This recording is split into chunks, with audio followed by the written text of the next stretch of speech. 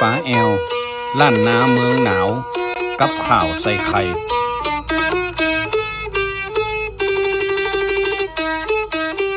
ไปแอวกว้านพะเยาเส้นตังจากเชียงใหม่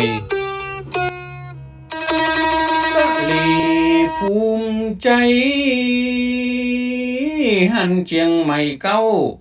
จะขอเริ่มดาวโลเที่ยวเตียวหา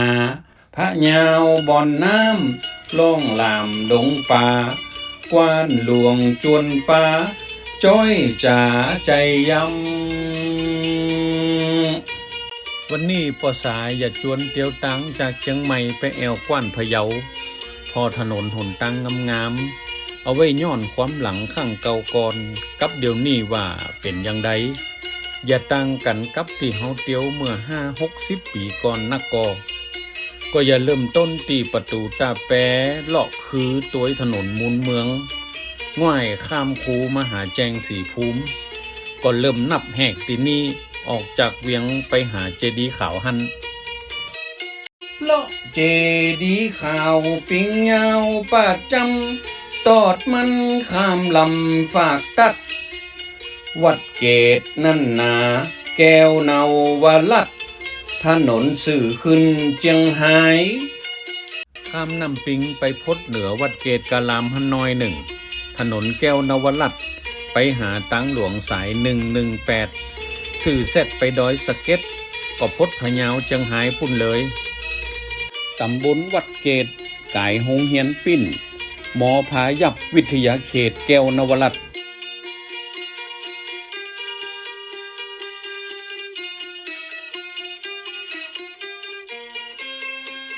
ตัดตรงเต้านั้นตัดสานเด็กกายเส้นทันเนินนายซ้ายหันครึ่งยึง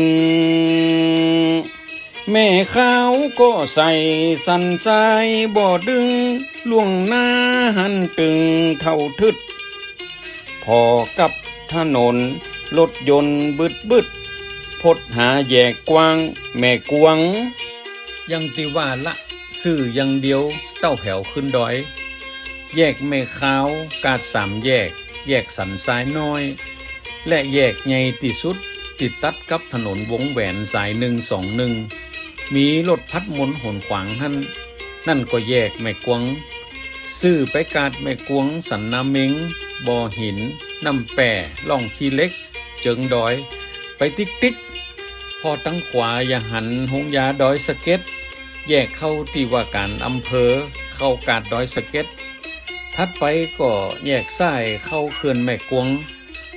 ใครเริ่มขึ้นดอยละตั้งขวาอย่าเป็นโรงเรียนดอยสะเก็ดวิทยาคมสถานีตำรวจที่ดินเชียงใหม่พอตั้งหน้าหันดอยหลายลูกก็ขึ้นดอยลูกเดียวละกำนี่เตาะเตียวต่อใต้กันกายดอยควางเลาะสายแม่กวงตวงไหลใจจำ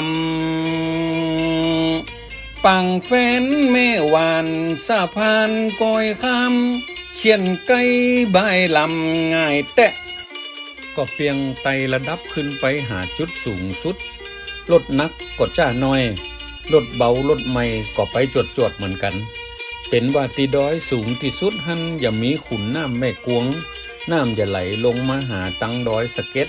เปิ่นก็แปลงถนนเลาะตัวน้ำขึ้นไป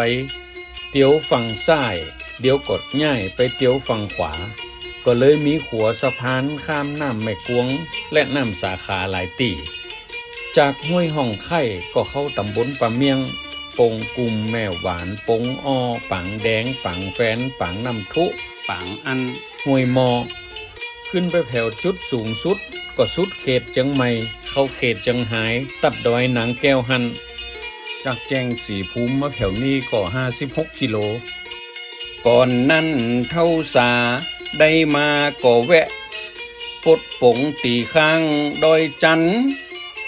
ละดงป่าไม้กัดใจพระมารยะเหมือนลืมลานเว้นสารนางแก้วอยู่จังยังจำนางงามผ่องแผ้วนั่งข้างนี่แนวจอดรถในตำนานว่านางแก้วเป็นเจ้าขุนลาว เป็นกุมันกับขุนคงขบวนล่อขันหมากของขุนคงเดินทางมาตกดอยขุนคงเสียชีวิตนางแก้วจึงตอมใจตายและยังมีเรื่องเล่าแหมหลายอย่างหลายแนวหลายตำนานแต่ปอจะสรุปได้ว่านางแก้วเสียชีวิตเพราะการบูชาความฮักตัดเขตติดต่อระหว่างเจียงไฮ้กับเจียงใหม่นี่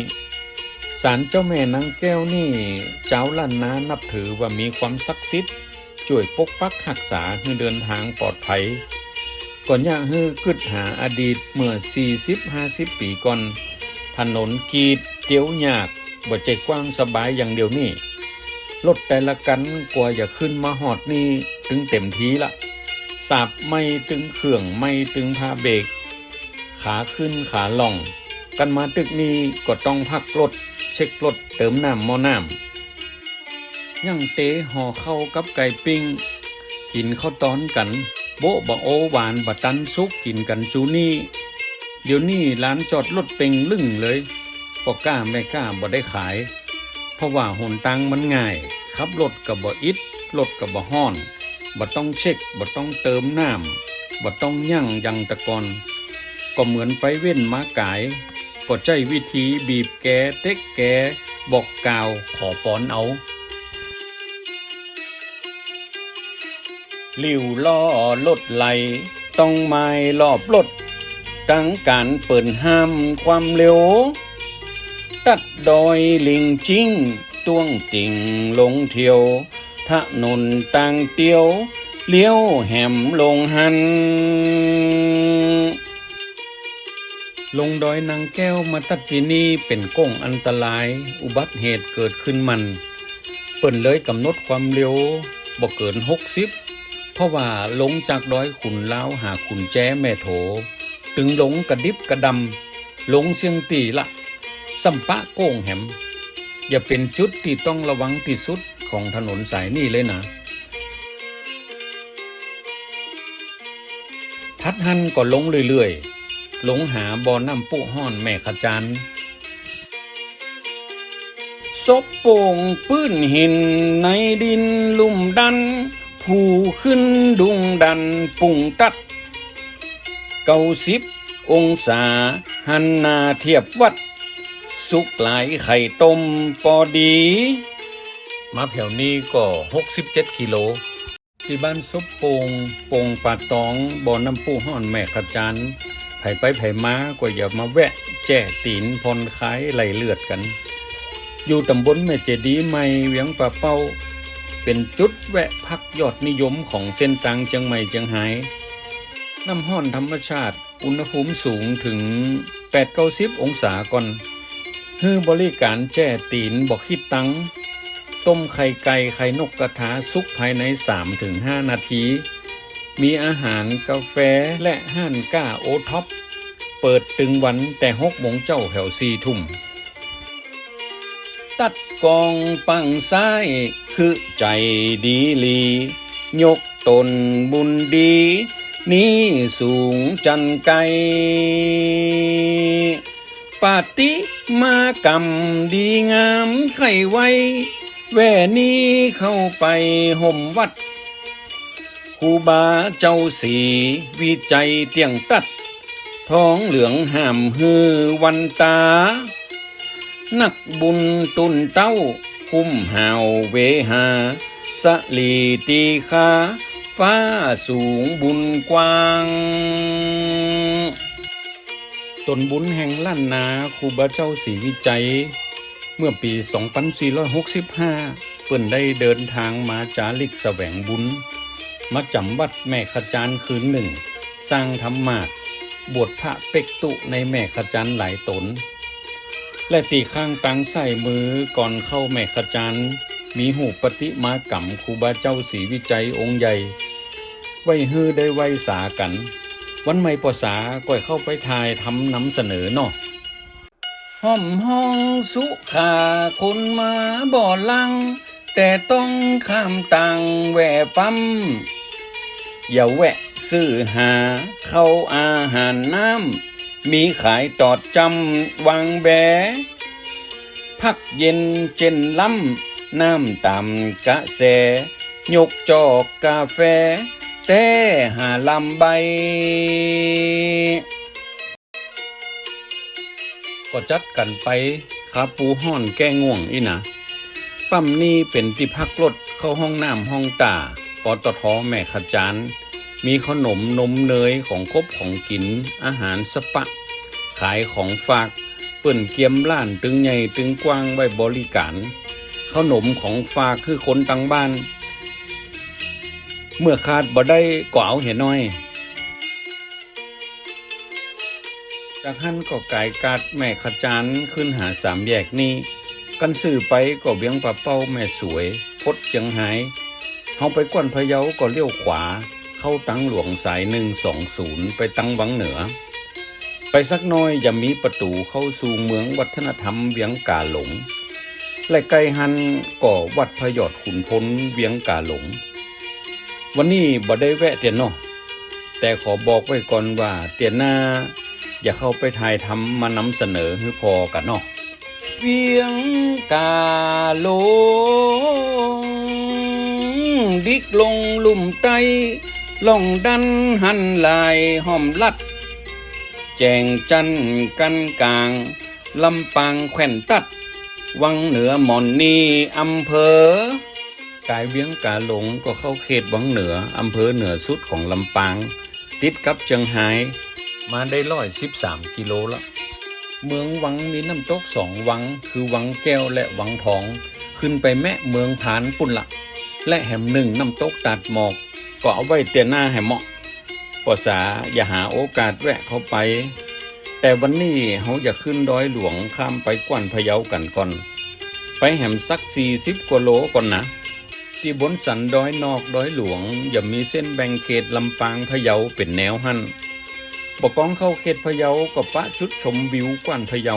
แวะเข้าห้องน้ำพักรถก็ได้ก็มาได้122 กิโลละวันนี้พอบ่หันกว้านตัดแต่ยามฝ้ามืดมัวบ่ได้เอาบรรยากาศมาให้พอสักกำพอไปตั้งหน้ามีดอยหลายลูกเลยลงดอยลูกเดียวละกำนี่เต้ามะแผววิไลเกษตรพะเยาเขตตำบลแม่นาเฮือเข้าแม่กาก็ปะถนนสาย1พหลโยธินตีแยกเกษตรสุขขึ้นไปตำบลแม่ต่ำต่อไปข้างต่างเป่าไว้นั่นไข่สะเนอเสาะตามเอาเนอขอรอทาว่าจักเล่าไข่บรรยายเมื่อหน้าแต่นี่ต้องป่าหวบห้อยเจียงใหม่กว้านหาได้มาห่ำจ้อยควักสาวข่าวซอยพะยาวจากแยกเกษตรสุขขึ้นตัวถนนพหลโยธินเขตตำบลแม่ต่ำสัก7 นาทีก็ปะแยกแม่ต่ำมีการสดใหญ่ๆอยู่ขวามือหันผ่านไฟแดงไปก็บ้านแม่ต่ำภูมินแม่ต่ำเมืองชุมสะพานแม่อิงแหมน้อยก็แยกกว้านพะเยาหน้าวัดสีจอมเหลืองเจดีชเวดากองจำลองอยู่ขวามือหันเลี้ยวซ้ายเข้าถนนดอนสนามงำเมืองแล้วก็เข้าใช้กว้านก็แผวละกว้านพะเยาแหล่งชีวิตศักดิ์สิทธิ์พระเจ้าตนหลวงบวงสรวงพ่อขุนงำเมืองงามหรือเรื่องดอยบุษลาคำลูกเจียงใหม่ไม้แอวกว้านพะเยาก็152 กิโลถนนดีมากขับสบายใช้เวลาวิ่งรถแบบแวะหันแหวนี่ก็2 ชั่วโมงไปอีเตอะก็เป็นทะเลสาบน้ำจืดใหญ่ที่สุดในภาคเหนืออยู่กลางเวียงพะเยาพื้นที่ 12,831 ไร่เกิดจากการกั้นน้ำของกรมประมงเป็นแหล่งเพาะพันธุ์ป่าน้ำจืดตัวยกันบ่ได้ไม้แอวกะบ่เป็นหยังปอสาได้เล่าข่าวเรื่องกว้านพะเยาไว้ในจ่องนี้ละ EP ที่13กว้านพะเยาเข้าไปเสาะติดตามพอกันได้นอกว้านกลางเวียงใจอันใดก็ฟ้าวจะขอปาดเศร้าป้อยปงลงหาจุกเศร้าเต่านี้เต่าอีแล้วนายังผามอำลาจ้อยจ่าเต่าอีขอสัวลงลา จ้อยจ่าเต่าอีเต่านี่สู่กันฟังก่อนแหละนายเฮ้ย